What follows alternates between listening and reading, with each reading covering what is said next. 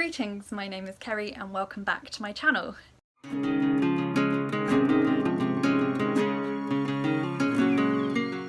Today I have another recent reads video for you. Today I'm going to be talking about 7 books that I've read fairly recently. Some of them are review ones, so there will be full reviews coming for them at some point, so I might not go into as much detail about those, but I'm going to give a quick overview of them because I don't know when I'm going to get around to filming those reviews, which I'll explain when I get to them. So without further ado, I'm just going to get into the books. The first book I'm going to talk about today is one of those review books. It is called Forgotten Women, the Leaders by Genet. This is one of a collection of 4 books that look at different forgotten women from history in different categories. So this one was about leaders, there's one about writers and one about artists, and also one about scientists, which I'm currently partway through, so I will be doing a double review of both of those books when I finish that one.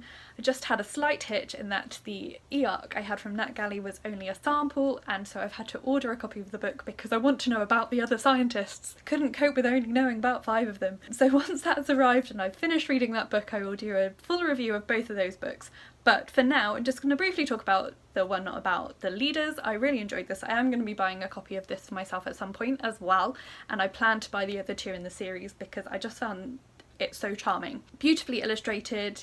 Each book contains the stories, I think it's of 48 women that fit these categories. What I really liked about this book was that it was kind of a warts and all telling of these stories. These women were remarkable, but they weren't always like good. So for example, one of the women featured was Queen Isabella of Spain, who did a lot of work to unify Spain as a country. She brought together her kingdom and her husband's kingdom and made them into one country, and Spain would not be Spain as it is today without her influence. However, she also introduced the Spanish Inquisition, which was responsible for killing lots and lots of people, so she was not really a great person, but she did do some good things. And what I thought was really good was how the author did manage to balance that really well and bring out the good qualities and the less good qualities of these women and presented them in a really nuanced way. I also liked that it was a really diverse book, so it didn't focus on any one area of the world or any one period of history. It was really representative of a lot of different stories from all over the globe of really remarkable women. The last section, however, about reformers was quite American-centric, and I thought there could have been examples from other countries of women that would have met that category as well, but they maybe come up in some of the other books. As I say, I haven't read all of them yet. So this was really great. It was also beautifully illustrated. There were a number of different illustrators involved. They were all listed at the end, and they're just their style of artwork. I wish I actually had the book to be able to show you, so when I do that full review later of both the books, I'll be able to show you some of the examples because I will actually have a physical copy by then of the second book, The Scientists. I think that's all I'm going to say for now because I am going to go into that full review soon for you, so keep your eye out for that. I gave that book 4 stars. The next book that I finished was Les Bons by Genet. This is a play. It's written in French. I have actually read the English version a long time ago because going back a few years to when I was an A-level drama student, we used this play for our final exam. And we all got pretty good marks for it as well, but obviously we did the English translation, not the French. So I had vague memories of the plot, and that actually did really help my understanding because some of the language in it is a bit more complex than what I've been reading in French recently. My French is a little bit rusty, but it was really good to have that background knowledge of the story. This play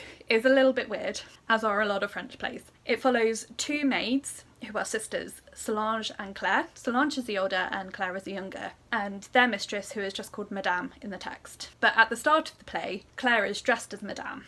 And it becomes clear through the first sort of maybe third of the play that this is something these sisters do regularly, is they take it in turns to play act as Madame, and they are kind of plotting her downfall. They realise Madame is on her way back and have to reset everything and make sure everything's all right so that she doesn't suspect when she comes home. I'm not going to go into any more detail than that because I don't want to give any spoilers, although it is quite unlikely that you will read this particularly in French or see it produced, but I really do recommend not having it spoiled before you do because it's quite a powerful thing. The way the story unfolds, really clever and really bizarre, but I really loved it. I don't know what that says about me. I gave it 4 stars as well, and I do want to reread the English one, but my copy of the English is in storage somewhere, and I am keen to actually pick up more of Jean Genet's stuff. I had a little bit of a look into his story when I was putting my stat spreadsheet together, and it was a lot more complex and darker than I was expecting, although knowing the subject of the play, I maybe should have realised.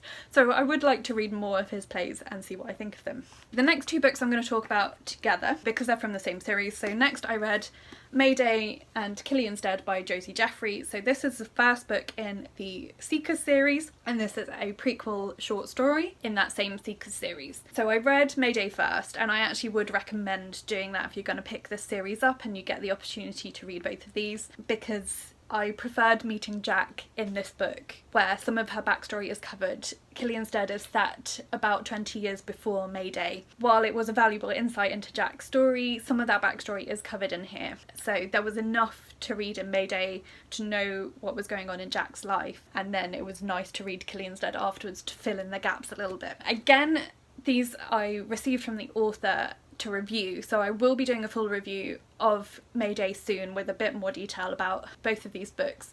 I've also just received an e-arc of the second book in the series, Judgment Day, which comes out later this year, so I'm going to try and read that in March or the beginning of April, and then I will do a full review of the series so far, I think, at that point, rather than doing a separate review for those, because I don't like to go into too much detail about sequels in case they are spoilery for the first book in a series. So I think that's the way I'm going to do that. All of which to say, that's quite a long introduction. I really did enjoy these books, but I'll give a little bit of a background here. Jack is a detective. Jack Valentine is the central character, and she was a really fun protagonist. It's told from her perspective as well, which was really, really cool. She's not just an ordinary detective though, she is part of a group called the Seekers, and they are the kind of the police of the Silver, and the Silver is Josie Jaffrey's term for vampires. These are urban fantasy novels, so the books are set in Oxford, but like an alternative version of Oxford where there are vampires, and in the world vampires are referred to as the Silver. The book starts with a human being killed by a vampire on Mayday, hence the title, and Jack and her team are sent in to investigate this murder, find out which vampires killed this human, because that's crossing a barrier. Like, the main rule of vampire society, Silver Society, is don't let the humans know we exist. As Jack and her team start to investigate this murder, she uncovers like a lot of deep plots, and it brings her a lot into contact with her kind of arch nemesis, who is the Killian of Killians Dead. Yeah, it was really brilliant, and all the while trying to keep control of her love life as well, which was really fun. This does have female-female romance in it. Jack is bi as a character, and yeah, there's just some really clever exploration of Jack's sexuality, which I thought was really nicely done as a non-bi person. So I can't speak as to whether it's good representation, but for me I thought it explored her sexuality in a way that made me understand it a bit better what it means to be bisexual. And as I mentioned, Killian's Dead is set about 20 years before, and it explains how Jack became Silver and how she joined the Seekers. So it's just a very short prequel. I do recommend reading Mayday first, but it wouldn't hurt you to read Killian's Dead first. And yeah, again, keep an eye out for a full review of these two and the sequel, Judgment Day, which will be coming your way probably sometime in April. Maybe, depending on how my essays go. Who knows, really. Next, I picked up an ebook from the library called The Telephone Box Library by Rachael Lucas. I just felt the need for something fluffy and contemporary, and this fit the bill really nicely. It's about a young woman called Lucy. She is on a sabbatical from a really stressful teaching job and has taken a cottage in a little village not far from Bletchley Park. She's a history teacher and she's really interested in the history of Bletchley Park and wants to try and uncover a bit more about that. One of the conditions of taking the cottage is that she has to keep an eye on her elderly neighbour Bunty, who turns out to be much more feisty than Lucy was expecting. There's a romance, it is a romance novel with a local single dad, and that was quite sweet. A lot of the plot centres around this telephone box in the middle of the village and what the village plans to do with it. It explores how Lucy gradually gets drawn into village society in a really quite a sweet way. I ended up giving this 3 stars, which was maybe slightly on the harsh side. I think if I hadn't recently read Margot and Me, by Juno Dawson. The Telephone Box Library maybe would have got a slightly higher rating, but there were a lot of similarities between those two books in the sense of a younger person meeting an older person who has a secret wartime story that they don't really want to talk about, and the young person is trying to find out what that story is. I just thought Juno Dawson did it slightly better, and the similarities between the wartime stories were slightly too close for me in that sense. So maybe if I'd read it before reading Margaret and Me, or a few months apart, I would have given it a maybe slightly higher rating, but it was still a really good book, really enjoyable, exactly what I needed at the time, just very light and fluffy and sweet. And I would definitely read more books by the author, because I don't read a lot of romance. I don't really like smut in books, and so I have been wary of the romance genre because of that, but this was not smutty, so I quite liked that. Actually, the next books I'm going to talk about were also romance, but fantasy romance, and were a bit more smutty, but just about okay for me. I wouldn't go more smutty than this, I don't think. Anyway, so next I read In Dreams and Winter Rose by Nora Roberts. This is 2 fantasy romance novels in one, both quite short, just both novellas really, about 150 pages each. The first one, In Dreams, is about a young woman called Killian. Her car comes off the road while she's on holiday in Ireland in the middle of a storm, and she finds herself in this castle, and there's this mysterious guy that lives in this castle called Flynn. He's some kind of magician, and she gradually uncovers his story. He has been cursed so that he only has corporeal form for 1 week every 100 years, and in that time they somehow managed to fall in love. It was a little bit too insta-lovey for me, that one, but yeah, it was alright. And then the other one, Winter Rose, is kind of the reverse of it, I guess. It's about a prince called, what's his name? Kylar. And he's been injured in battle and is trying to make his way home to his kingdom, but where he's injured and kind of dying, he is not able to do that and collapses and is found just on the border of this kind of lost kingdom that has been cursed to be covered in ice, and the queen of this queendom is called Deirdre, and she has healing abilities. So she saves his life, and as he recuperates from his injuries, he uncovers the story of how this kingdom came to be cursed, and they fall in love, unsurprisingly, because it's a romance. I read these books last weekend, this double bill. I was really struggling with a migraine last week, and just by the weekend was completely done. I've been trying to read A Memory Called Empire, which is our Space Marines book club book, and was really struggling with how dense and serious it is. I'm really enjoying it, but I was just kept falling asleep when I was trying to read it. I just needed something that was going to be a really easy read on Saturday,